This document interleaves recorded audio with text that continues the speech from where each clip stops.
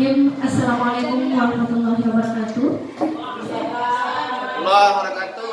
Saya ulangi. Assalamualaikum warahmatullahi wabarakatuh. Alhamdulillah masih semangat Bapak Ibu ya. Selamat pagi. Baik, terima kasih Bapak Kepala Sekolah. Terima kasih Bapak Ibu Guru hebat atas kesempatannya, atas waktunya untuk menghadiri kegiatan. Satu petikan yang ingin saya sampaikan, bahwa modal seorang pengajar adalah belajar. Jadi mari Bapak Ibu Guru kita wujudkan nilai untuk menjadi pelajar sepanjang hayat. Siap Bapak Ibu Guru? Atau lebih semangat lagi, saya ingin mengajak Bapak Ibu bisa berdiri? Bisa berdiri semua? Oke, saya ingin mengajak kita sama-sama bertepuk ya. Kita bermain tepuk-tepukan. Saya Bapak Guru.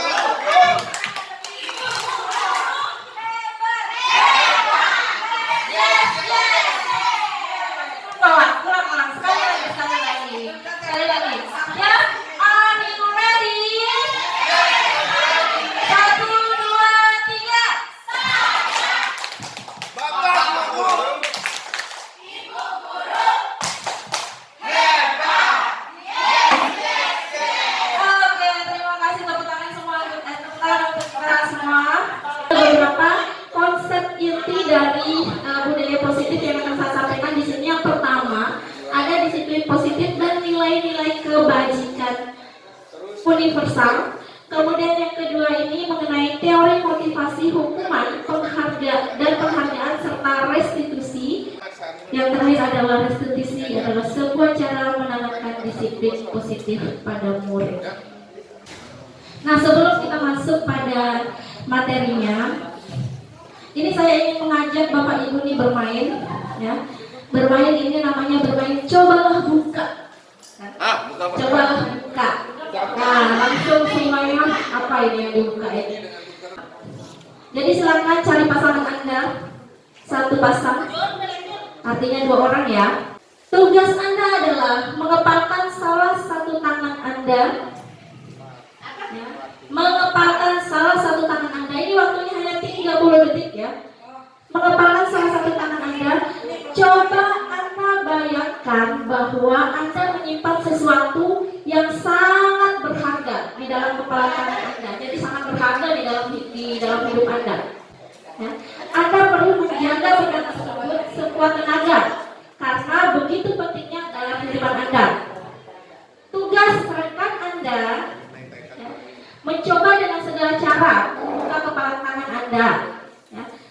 Yang membuka boleh membujuk, mengharding, ya, memarahi atau mungkin menggoda atau mungkin menjanjikan ini kotak jajan saya buat sini aja dah, ya, membujuk atau mungkin menggelitik ya dan sebagainya. Apapun yang Anda lakukan bisa membuka kepala tangan rekan Anda.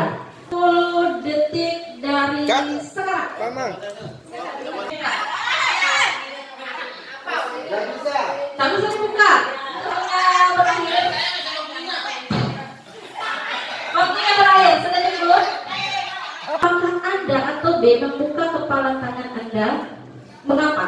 Apa alasan Anda membuka kepala tangan Anda? Membuka kepala tangan Anda? Ya, tadi saya mengepalkan tangan karena di dalam kepalan itu ada barang yang sangat berharga dari saya, sehingga saya sekuat tenaga untuk mempertahankan dan tidak bisa dibuka. Oke, tepuk tangan untuk Anda ya. Jadi alasannya adalah karena ingin mempertahankan karena itu sangat berharga ya. Nah, kemudian yang kedua, saya yang betul-betul ingin sekali ingin membuka kepala tangannya, tapi tidak bisa ya, karena saya penasaran sekali ada apa sih di kepala itu. jadi dasarnya pengabarnya penasaran ya, atau kesalahan lagi kepala tangan Pak Fadil. Oke, tepuk tangan semuanya. Apakah ada jawaban yang berbeda? Oh, ada yang membuka. Oh, silakan. Ada yang membuka tangan dan jawabannya berbeda ya. Baik, saya membuka tangan saya karena yang meminta meminta untuk membuka itu anak yang masih kecil, imut. Saya tekanan dia bilang, saya pengen salaman sama bunda. Bagaimana caranya mau salaman kalau nggak buka tangan? Itu makanya saya berhasil berarti Bu Mina membujuk Boning ya dengan muka yang mengimut-imutkan diri sehingga Boning terenyuh untuk membukanya. Baik, oke, terima kasih. Tepuk tangan dulu semuanya. Jadi di sini ada ternyata tadi ada yang membuka dan ada juga yang mempertahankan. Nah, kemudian pertanyaan ketiga ini, dalam kegiatan ini sesungguhnya siapa sih yang memegang kendali atau kontrol untuk membuka atau menutup kepalan tangan? Kamu ini dikasih Bu Siti Mani? Iya, kalau menurut saya sih yang menutup.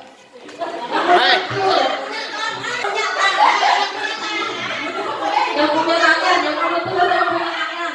Kita merujuk pada pertanyaan yang ketiga. Sesungguhnya siapa sih yang memegang kontrol, memegang kendali ya, yang membuka, yang bisa membuka atau menutup siapa? Ya. Sebenarnya ya, yang memegang kontrol di sini adalah diri kita sendiri, diri kita sendiri, bukan orang lain. Orang lain itu hanya berusaha mencoba untuk mempengaruhinya. Psikiater dan pendidik Dr. William Glasser ya, itu meluruskan beberapa miskonsepsi tentang makna kontrol. Ya. Yang pertama di sini yang menyatakan bahwa ilusi guru itu mengontrol murid. Jadi Bapak Ibu guru, kita sebenarnya tidak mengontrol anak didik kita. Kita sebenarnya tidak mengontrol murid-murid kita. Karena sesungguhnya yang mengontrol diri mereka adalah diri mereka sendiri. Ya.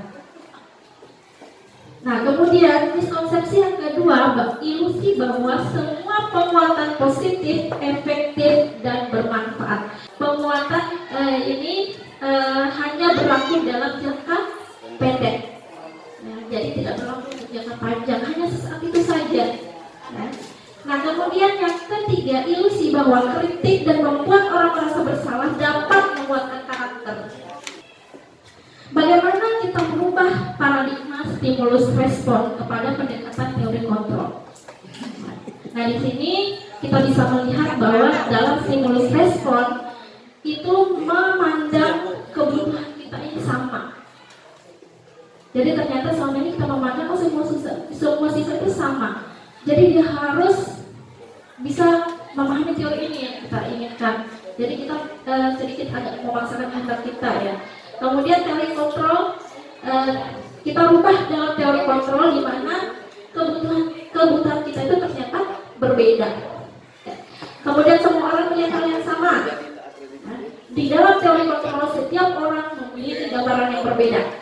Kita mencoba mengubah orang agar berpandangan sama dengan kita. Nah, dalam teori kontrol kita berusaha memahami pandangan orang lain tentang dunia. Nah, kemudian perilaku buruk dilihat sebagai suatu kesalahan. Semua perilaku memiliki tujuan. Model berpikir menang kalah. Kalau dalam teori kontrol, model berpikir menang-menang, win-win ya. Apa sih makna kata disiplin? Kalau kita mendengar kata disiplin, apa sih yang ada di benaknya, di bayangannya Bu Ida tentang disiplin ini? Mengikuti semua apa yang sudah ditetapkan. Oke, baik, terima kasih Bu Ida. Jadi kalau Bu Ida ini disiplin itu sesuai dengan aturan ya, harus sesuai dengan aturan. Patuh, taat. Jadi kita harus benar-benar taat ya, mengikuti berarti ya. Oke, baik. Kita meyakini bahwa apa yang kita lakukan itu sesuai dengan keyakinan, sesuai dengan nilai yang kita yakini, apa yang ingin kita capai dalam hidup kita.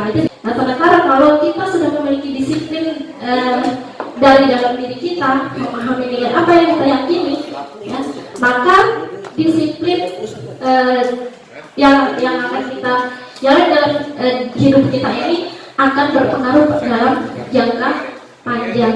Ya. Jadi tugas kita sebagai pendidik, di mana tujuan kita adalah menciptakan anak-anak yang memiliki disiplin diri, sehingga mereka bisa berperilaku dengan mengacu pada nilai-nilai kebajikan universal dan memiliki motivasi intrinsik ekstrinsik.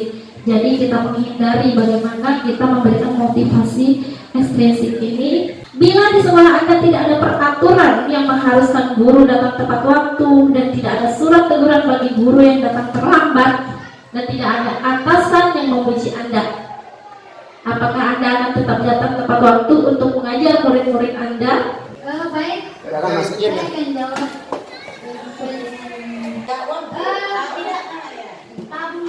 Tidak ini kan? Iya. Kenapa? Karena alasannya ini ya, karena kenapa iya? Karena memang sudah menjadi tanggung jawab kita. Ketika kita memilih suatu profesi atau suatu pekerjaan, maka kita harus tinggalkan apa itu. Iya. Tepuk tangan semuanya, luar biasa sekali ya. Jadi Bu As di sini ternyata di sini ada 3 motivasi perilaku manusia.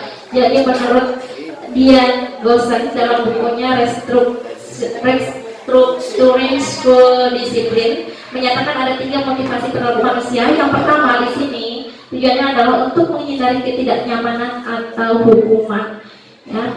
Jadi kalau untuk menghindari hukuman atau ketidaknyamanan ini adalah tingkat motivasi terendah ya dari perilaku manusia. Jadi biasanya kita melakukannya hanya untuk menghindari hukuman yang sudah disepakati bersama tadi. Ya. Jadi ini termasuk dalam motivasi ekstrinsik tadi. Kemudian yang kedua adalah untuk mendapatkan imbalan atau penghargaan dari orang lainnya, seperti tadi ya, ingin dipuji lah ya, atau mungkin ingin jadi guru terfavorit gitu. Nah, jadi ini tingkatannya di atas dari motivasi yang pertama. Jadi orang itu kita itu hanya berperilaku untuk mendapatkan imbalan atau penghargaan dari orang lain. Ya, jadi di sini kita bisa terapkan dalam pembelajaran kita pada murid-murid kita, Bapak Ibu ya. Jadi kita bisa mungkin menghindarkan diri untuk memberikan reward atau penghargaan. Nah, kemudian yang ketiga, untuk menjadi orang yang mereka inginkan dan menghargai diri sendiri dengan nilai-nilai yang mereka percaya. Ya. Jadi ini adalah motivasi tertinggi ya, dan ini adalah motivasi yang ingin kita dapatkan ya dari murid-murid kita ya. Bagaimana murid-murid kita ini agar mereka bisa menjadi apa yang mereka inginkan dan mereka bisa menghargai diri mereka. Ya, mereka telah memiliki motivasi intrinsik yang berdampak jangka panjang, motivasi yang tidak akan terpengaruhi pada adanya hukuman ataupun hadiah. Jadi dia akan tertanam dalam dirinya dan dia akan melakukan sesuatu itu karena dorongan dari dirinya sendiri, ya, bukan karena dorongan dari luar. Terus Iva kurang menguasai pelajaran matematika sehingga pada saat pelajaran tersebut berlangsung, jadi si Iva ini kurang menyukai ya. Dia lebih banyak berdiam diri atau menggambar di buku pelajarannya. Pada saat guru matematikanya, Pak Iam, Pak Seno ya, menanyakan pertanyaan Iva menanyakan pertanyaan Iva. Menanyakan pertanyaan Iva menjadi gugup dan tak sengaja menjatuhkan tasnya dari kursi, serta tiba-tiba menjadi gagap pada saat berupaya menjawab. Seluruh kelas pun tertawa melihat perilaku Iva yang bicara tergagap dan terkejut tersebut. Pak Seno pada saat itu membiarkan teman-teman Iva menertawakan Iva yang tergagap dan malu luar biasa, dan malahan minta Iva untuk maju ke depan dan berdiri di depan kelas sambil menunjuk hidungnya serta tidak bisa menjawab pertanyaan Pak Seno. Kelas makin gaduh dan anak-anak pun tertawa melihat Iva di depan kelas memegang ujung hidungnya. Apakah Anda setuju dengan tindakan Pak Seno terhadap Iva? Kenapa?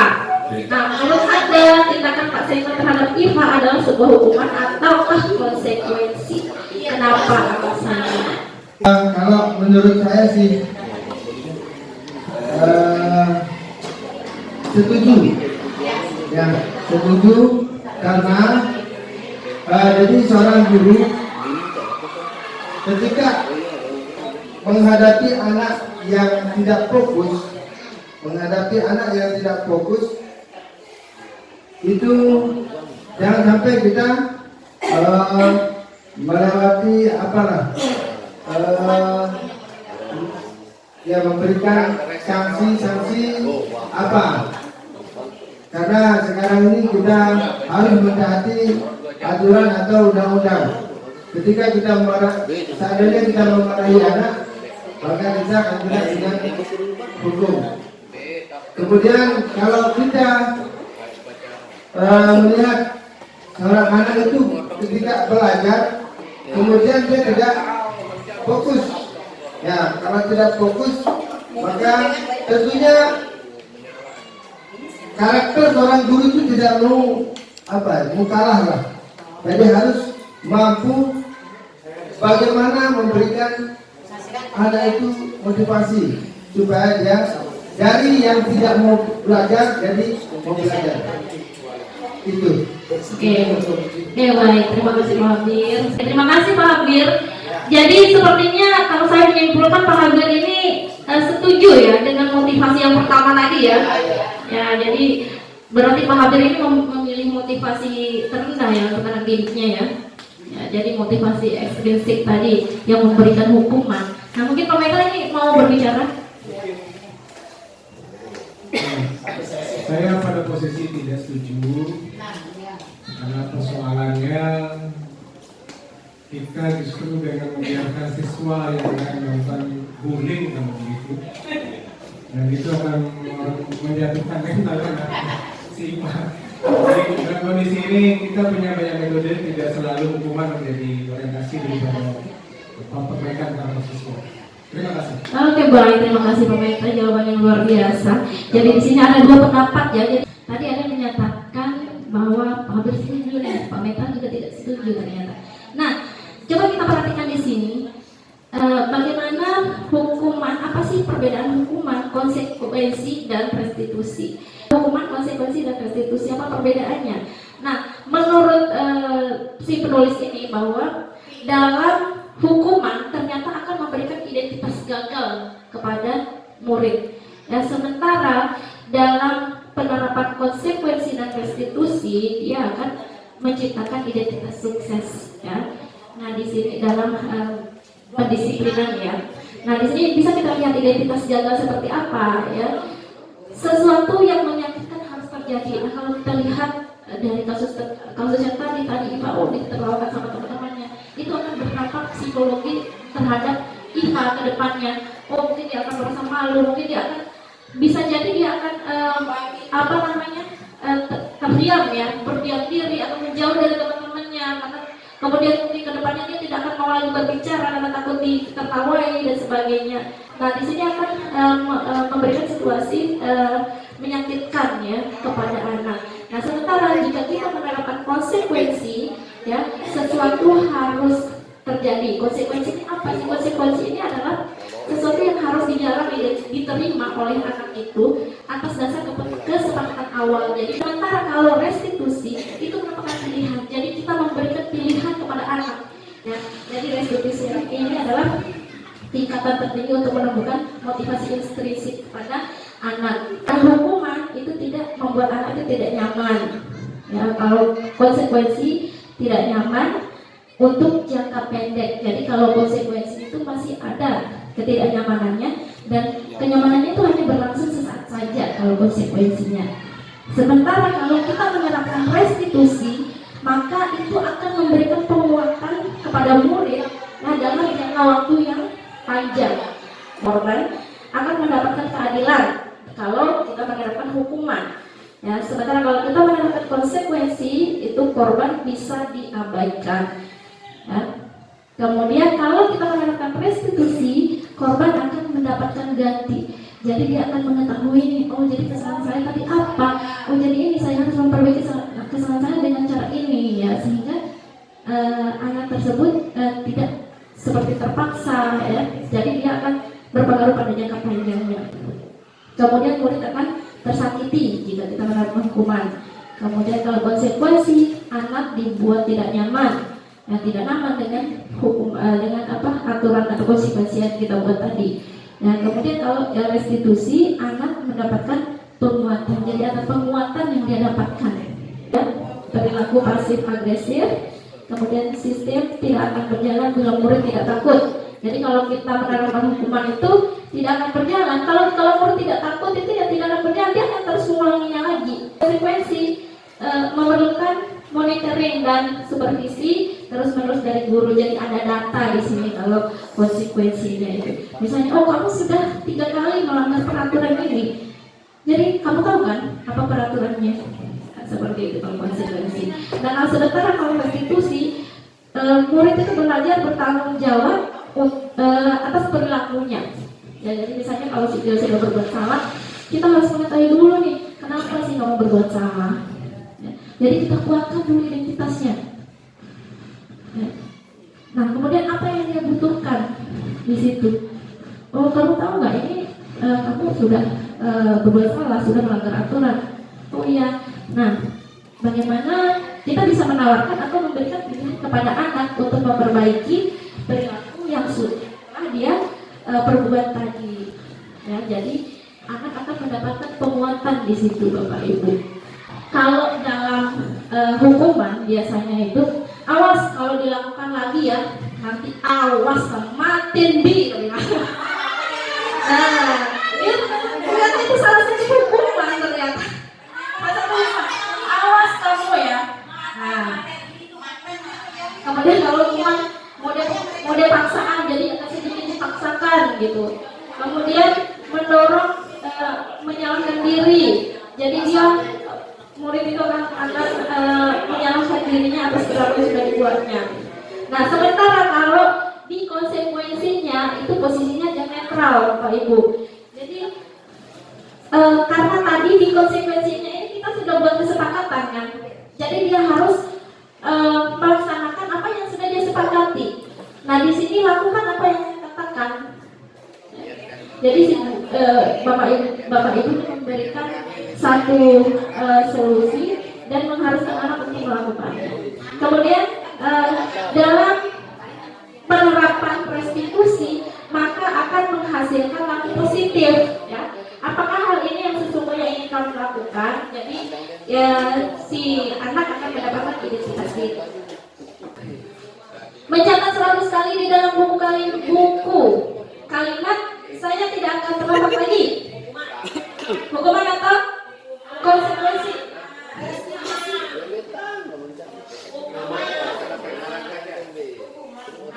Kemudian hari mengelilingi lapangan basket 2 kali karena terlambat hadir di sekolah. Keliling lapangan juga. Ya, saya suruh push up itu bukan hukuman tapi bagian dari materi ajaran. Baik, ini sepertinya beda kasus ya. Kalau saya analisis tadi, sepertinya beda kasus. Kalau ini kan dia terlambat datang ke sekolah, bukan terlambat datang di mata pelajaran olahraga. Mungkin beda lagi kalau dia terlambat datang di pelajaran penjas. Ya bisa jadi itu adalah satu konsekuensi. Ya, karena dia berkaitan juga kesegaran jasmaninya. Ya. Di sini ada beberapa indikator ya. Indikator dikatakan hukuman apabila bersifat satu arah. Ya. Artinya kita langsung memberikan jas langsung ya. Jadi tanpa ada kesepakatan, tanpa kita menanyakan, tanpa kita menggali ya dan sebagainya terhadap kesalahan anak. Kemudian bersifatnya tiba-tiba ya. Kemudian dari pihak guru yang memberikan dan murid hanya menerima satu hukuman tanpa melalui satu kesepakatan, jadi tidak ada kesepakatan awal.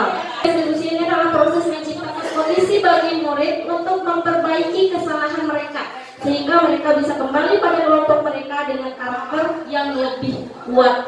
Jadi tidak ada yang mungkin nanti akan menyendiri, akan berdiam diri dan seterusnya. Mengapa keyakinan kelas? Nah, di sini kita akan membahas keyakinan kelas. Kenapa kita menyebut keyakinan kelas bukan peraturan kelas? Kemudian mengapa adanya keyakinan kelas? Mengapa adanya keyakinan kelas itu penting untuk terbentuknya sebuah budaya positif? Bagaimana mewujudkan sebuah keyakinan kelas yang efektif?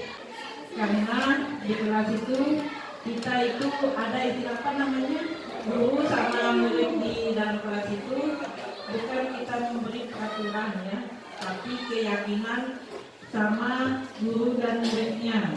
itu apa namanya yang misalnya kita bikin apa namanya tadi itu? Kita bikin antara murid dan guru semua peraturan yang tadi seperti tadi dalam semati apa namanya? Kesepakatan. Kesepakatan. Jadi kalau peraturan itu yang buat kan, misalnya guru buat ini harus ini. Kalau kesepakatan itu ya, jadi kita bilang kamu misalnya murid bilang boleh bawa HP kan, misalnya kesepakatan lebih banyak kan, berarti di kelas itu boleh bawa HP, berarti bukan peraturan namanya itu keyakinan di kelas masing-masing, ada kesepakatan. Jadi perbedaan keyakinan dan peraturan itu, kalau peraturan kan yang bikin tidak ada kesepakatan langsung, misalnya ini harus kamu katakan ini, misalnya gurunya. Kalau keyakinan kita mengadakan kesepakatan antar murid dan seluruh murid dan guru. Oke, baik, terima kasih. Satu itu perlu adanya kesepakatan bersama ya. Sementara kalau peraturan itu hanya pada seperti saja. Ini salah satu contoh. Kenapa kita memiliki peraturan tentang penggunaan helm pada saat mengenakan sepeda motor atau kendaraan roda 2? Ya. Jadi tentunya di sini kita ingin agar kita selamat. Ya. Jadi di sini ternyata ada satu keyakinan dengan menggunakan helm kita ya bisa selamat ya, seperti itu. Jadi ternyata keyakinan ini akan dapat memberikan nilai-nilai kebajikan terhadap anak ya. Jadi ada penanaman nilai di sana. Hanya keyakinan kelas ini berisikan pernyataan yang positif ya. Jadi tidak ada kata jangan, tidak boleh, itu tidak ada dalam keyakinan kelas. Jadi usahakan menggunakan kata-kata yang bentuknya positif ya. Misalnya nih, saling hargai saat ada teman yang berpendapat ya. Jadi itu adalah bentuknya positif. Jadi tidak ada kata tidak boleh, tidak ada kata jangan ya. Jadi di sana kita memberikan kalimat yang positif ya. Kemudian keyakinan kelas hendaknya tidak terlalu banyak ya, sehingga mudah dipahami ya. Dari peraturan, di sini ada kolom peraturan ya. Kembalikan barang ke tempatnya. Kira-kira nilai kebajikan yang dituju itu apa? Nah, ini salah satu nilai tanggung jawab. Dilarang melakukan kekerasan. Kemanusiaan. Nah, bagaimana proses pembentukan keyakinan kelas? Yang pertama di sini kita mempersiapkan warga sekolah untuk bercurah pendapat. Jadi kita saling curhat-curhat dulu nih. Biasanya keyakinan kelas ini kita lakukan di awal tahun pembelajaran ya Bapak Ibu. Jadi kita buat dulu keyakinan kelas ya, agar nanti pembelajaran yang kita laksanakan bisa berjalan dengan efektif. Kemudian yang kedua, mencatat semua masukan-masukan. Jadi kita harus menanyakan nih pendapat-pendapat, masukan-masukan dari seluruh warga kelasnya. Ya, susunan keyakinan kelas sesuai prosedur pembentukan keyakinan kelas. Jadi kita susun ya sesuai dengan kalimat-kalimat ya. Jadi kita hilangkan kalimat negatif, kita ganti dengan kalimat positif ya. Misalnya di sini kalimat negatifnya jangan berlari di kelas atau koridor ya, maka kalimat positifnya adalah berjalanlah di kelas atau koridor. Tinjau kembali ya, kemudian kita tinjau apa yang perlu kita kurangi atau mungkin kita tambahkan, sebuah kertas yang kemudian mungkin kita tempelkan di depan kelasnya agar anak-anak bisa melihat kembali, karena itu adalah peraturan dari mereka sendiri bukan dari kita ya. Jadi sehingga mereka akan bisa meyakini nilai-nilai yang sudah mereka sepakati tadi. Contohnya keyakinan kelas 1, setiap anggota kelas perlu belajar, setiap anggota kelas perlu senang. Jadi tidak ada di sini nilai negatifnya ya. Jadi yang ini bahwa sangat penting untuk menghormati. Nah ini salah satu contoh lagi keyakinan kelas ini. Di sini dicantumkan nilainya ya, nilai kebajikannya hormat. Ya, kami meyakini bahwa sangat penting untuk menghormati semua orang dan barang milik orang lain. Nah, bagian ini ada terdengar, berperilaku dan terlihat ya. Di sini terdengar satu orang berbicara, yuk saya bantu. Jadi terdengarnya, yuk saya bantu. Ya, kita bisa selesaikan ini bersama. Terima, tolong ya, permisi, boleh saya pinjam. Ya, jadi di sini kita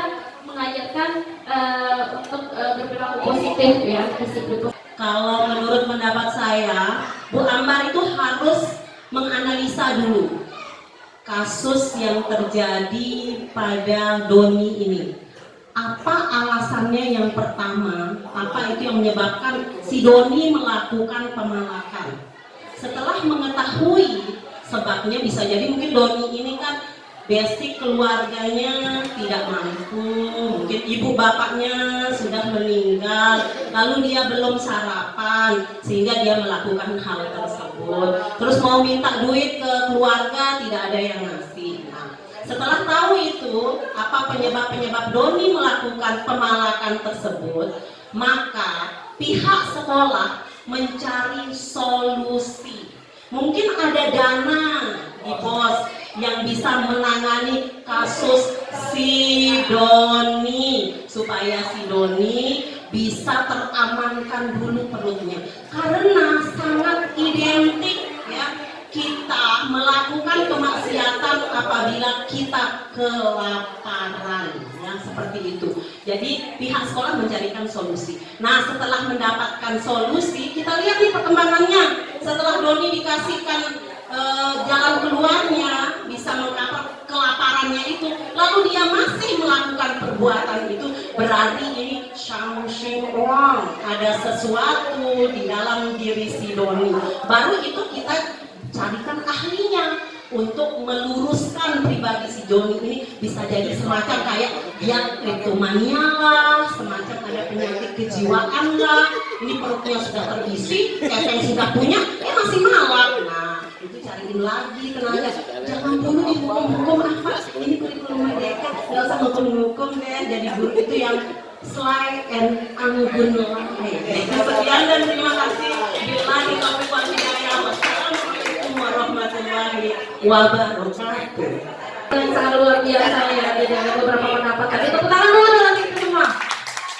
Kita harus mengidentifikasi awal dulu, ya, identifikasi dulu seperti apa sih permasalahannya. Dan di sini kan ada kira-kira apa sih alasan Doni ini melakukan hal ini? Ya. Nah, kira-kira kebutuhan apa sih dia ingin dapatkan di sini? Karena kebutuhan dasar ini adalah sesuatu yang mendorong kita untuk bertindak. Jadi sesuatu yang mendorong kita untuk melakukan satu hal, suatu tindakan. Kebutuhan dasar ini ada bertahan hidup, kemudian ada kasih sayang dan rasa diterima, kemudian ada kebutuhan kebebasan, kemudian ada kebutuhan kesenangan dan kebutuhan penguasaan, ya, hidup, ya, bersifat fisiologis, ya, misalnya kesehatan, rumah dan makanan, ya. Kemudian kasih sayang dan rasa diterima, kebutuhan untuk diterima, ya. Ini merupakan kebutuhan psikologis, ya, kebutuhan untuk disayangi, ya, akan hubungan dan koneksi sosial, kebutuhan untuk memberi dan menerima kasih sayang, kebutuhan untuk merasa menjadi bagian dari satu kelompok, ya, kemudian untuk tetap berhubung dengan orang lain, ya, dan sebagainya.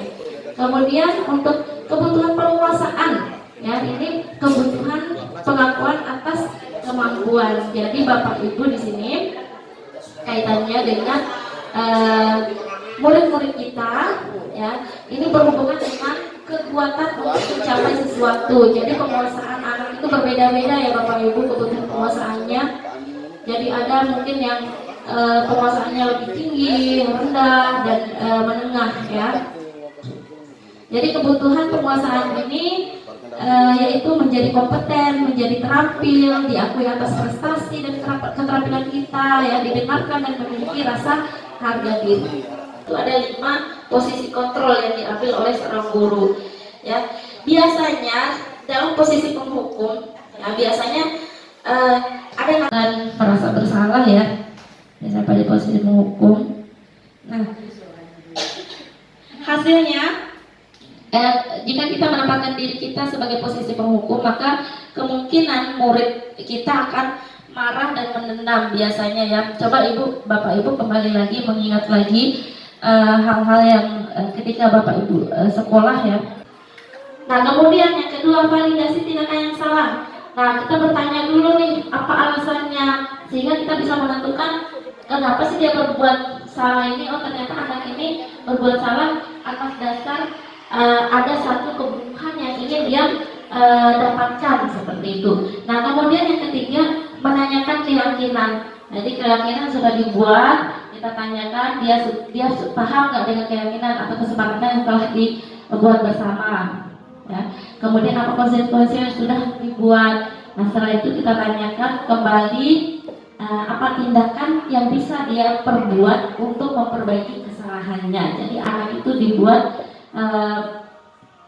untuk menentukan sendiri ya. Jadi anak itu dilibatkan. Jadi kita tidak menjudge secara langsung hukuman apa yang akan kita berikan kepada anak. Ya. Nah, ini seperti ini. Ini segitiga restitusi. Bapak Ibu, kita berupaya semaksimal mungkin untuk kita menerapkan restitusi ini dalam menangani murid-murid kita, dalam menuntun murid-murid kita, ya, untuk terutama di sini dalam hal menanamkan disiplin positif pada murid kita. Ya, kita sama-sama belajar di sini Bapak Ibu.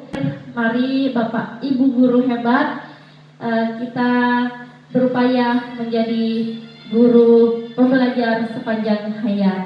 Ucapkan terima kasih Bapak Ibu, demikian pemaparan yang bisa saya sampaikan, semoga dapat bermanfaat dan saya mohon maaf apabila ada kata yang keliru, yang salah, saya mohon maaf yang sebesar-besarnya. Semoga apa yang saya sampaikan bisa bermanfaat untuk kita semua. Wassalamualaikum warahmatullahi wabarakatuh. Selanjutnya Bapak.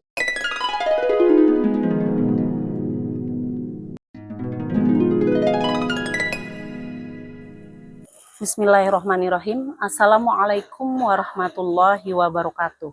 Perkenalkan, saya Nuning Mulyani, guru SMP Negeri 1 Pemenang, akan menyampaikan tentang kebiasaan baik yang pernah disampaikan oleh Ibu Khairul Bariyah. Dalam penyampaian kebiasaan baik itu, kami mendapatkan pencerahan tentang bagaimana mengadakan kesepakatan di kelas bersama murid-murid kami. Itu sudah kami aplikasikan di dalam kelas. Alhamdulillah, di kelas sudah mulai merasakan manfaat dari kesepakatan kelas yang telah kami susun bersama. Dan pembelajaran bisa berjalan dengan baik. Semua yang disepakati, anak-anak menjalankannya dengan ikhlas karena yang menyusun adalah mereka, yang menyepakati adalah mereka. Dan terima kasih Bu Khairul Bariyah telah memberikan kami pencerahan tentang kebiasaan-kebiasaan positif yang kami akan lakukan beserta murid-murid di kelas. Sekian dan terima kasih. Wassalamualaikum warahmatullahi wabarakatuh.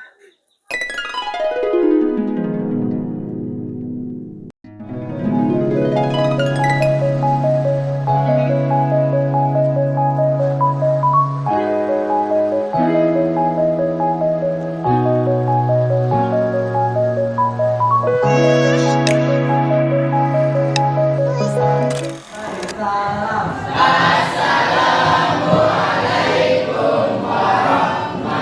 warahmatullahi wabarakatuh.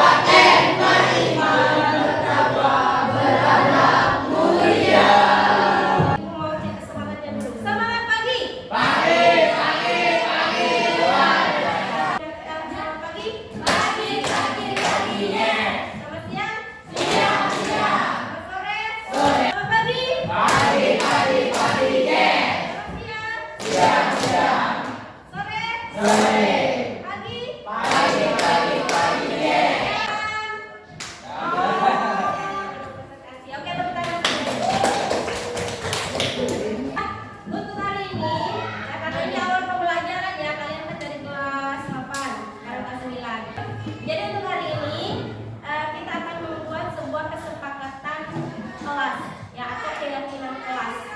Ya. Nah, apa sih itu keyakinan kelas? Jadi keyakinan kelas ini, ya, jadi sebelum kita membuat nih, ya, apa sih itu keyakinan kelas biar kalian bisa paham, bisa memahami, ya. Jadi tidak hanya sekedar kalian menulis, ya, tapi kalian paham apa maksudnya, ya. Jadi keyakinan kelas ini, ya, ini adalah semacam aturan, ya, sama seperti aturan, ya. Namun bedanya di sini, ya, ini adalah sebuah kesepakatan kita bersama. Jadi bukan ibu yang membuatnya, tapi adalah hal yang kalian yakini sendiri, ya. Jadi ini berasal dari diri kalian. Nah, kesepakatan kelas ini suatu yang harus kalian yakini dan kalian jalani, karena itu adalah dari kalian sendiri, ya. Jadi kalian harus meyakini bahwa apa yang kalian buat, apa yang kalian tuliskan itu adalah untuk diri kalian, untuk hidup kalian, untuk kebaikan kalian sendiri. Aturan yang kalian buat sendiri dan kalian taati sendiri. Ya, kalian paham ya? Nah, seperti contoh, ya, di lingkungan kelas ini kan ada berbagai macam agama, ya, agama, kemudian juga pada saat mungkin pembelajaran berlangsung, kemudian ada diskusi, ada yang menyampaikan pendapat. Nah, tentunya di sini kita membutuhkan satu sikap saling menghormati atau saling menghargai. Kita tidak boleh saling mengejek, misalnya kita tidak boleh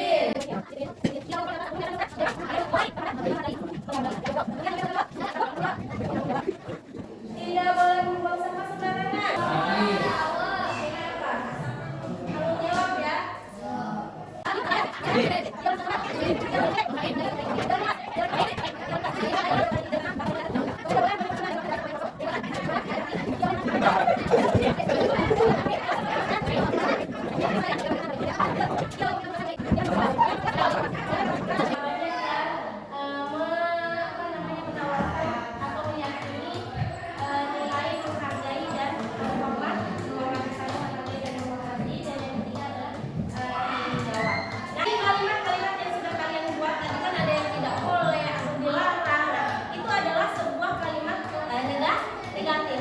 Nah, sekarang kita akan merubah kalimat negatif ini dalam sebuah kalimat positif. Kenapa harus kalimat positif ya?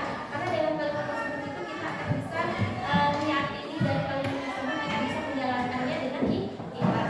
Nah, misalnya di contohkan tadi kita simpulkan ya dalam positif ini tempat yang rapi, masuk kelas tepat waktu, kemudian tidak boleh bolos, itu ada berkaitan dengan disiplin. Nah, bagaimana kita mengubah ya kata ini dalam sebuah kalimat positif? Jadi ya kita simpulkan ya. Kesepakatan yang kelas yang pertama ya.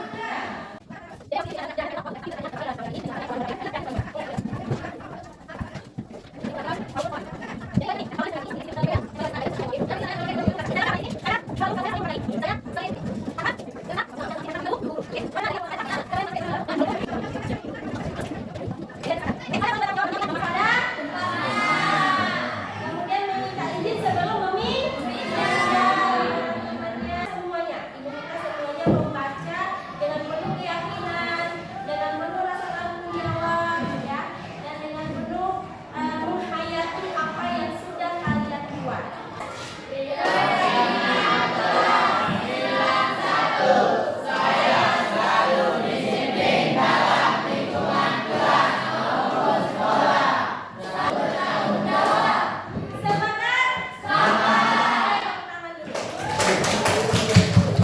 Sekarang ini silakan kalian buatkan ada kertas ini sudah dibuat dan sudah disediakan satu.